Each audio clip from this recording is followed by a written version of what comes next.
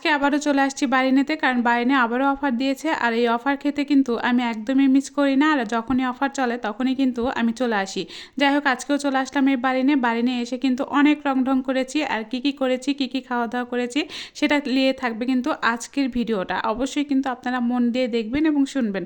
আসসালামু আলাইকুম বন্ধুরা, সবাই কেমন আছেন? আশা করি ভালোই আছেন। প্রথমেই বলে নিই, আজকে মা আর ছেলে সন্ধ্যার সময় চলে আসলাম। আর সন্ধ্যার সময় এসে মনে হলো যে পেটের মধ্যে একটু ক্ষুধা ভাব, আর এই সময়টা না খেলে তো একদমই হয় না। তো যাই হোক, আমিও চলে আসলাম বারিনে। আর বারিনে যাওয়ার জন্য কিন্তু আগে লিফটে চড়তে হয়। দুই মা ছেলে লিফটে চড়ে ফেললাম। একদমই কিন্তু চলে যেতে হবে 5 তলাতে, আর 6 তলা কিন্তু লাস্ট ফ্লোর। লাস্টে কিন্তু আর উঠতে পারবেন না, 5 তলা পর্যন্তই যেতে পারবেন। যাই হোক, ওখানে কিন্তু আমি 5 তলাতে উঠে গিয়েছি। আর আপনারা দেখতেই পাচ্ছেন, বাপরে বাপ, বারিন কিন্তু পারেও বাবা, যে এত অফার কিভাবে যে দেয় আমি বুঝি না। যাই হোক, নিচে একটু ঢুকেছিলাম, ঢুকে তো আমার খাবারের অর্ডার দিয়ে তারপরে কিন্তু আবার চলে গেলাম উপরে। কারণ উপরের সাজসজ্জাগুলো আমার কাছে অনেক বেশি ভালো লাগে। যতবারই আসি না কেন ততবারই কিন্তু আমার একটু বেশিই ভালো লাগে। কিন্তু এবার একটা জিনিস আমি মিস করেছি, সেটা হচ্ছে আগে ছিল একটা বাঁশের একটা আয়না, সেই আয়নাটা নাই, খুলে ফেলেছে। এটা কিন্তু আমার কাছে একদমই ভালো লাগেনি। আমার কাছে কিন্তু এটাই। আর এই দোলনাটাতে তো আমি যখনই আসবো তখনই তো আমাকে চড়তেই হবে। আর এখানে যেগুলো দেখছেন সব কিন্তু খাবারের রিভিউ দেওয়া আছে, মানে কার কাছে কেমন খাবারের স্বাদটা আছে সেটাই দেখে মানে দেওয়া আছে।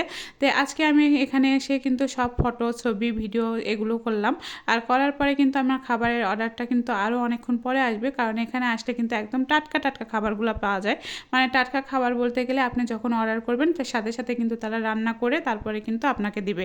এই জন্যে কিন্তু তারপরে আপনি অনেকখানি সময় পাবেন। এই সময়ের মধ্যে আপনি যত ভিডিও করা লাগে, যত ছবি করা লাগে, যত কিছু করা লাগে সব কিছুই করতে পারবেন। আর এই লোকেশনটা কিন্তু একদমই আমাদের হচ্ছে হাতের নাগালের কাছে। যারা তো আসেনি, আর বারিন এমন কেউ নাই যে চিনে না। আমার মতো তো বারিন সবাই চিনেন।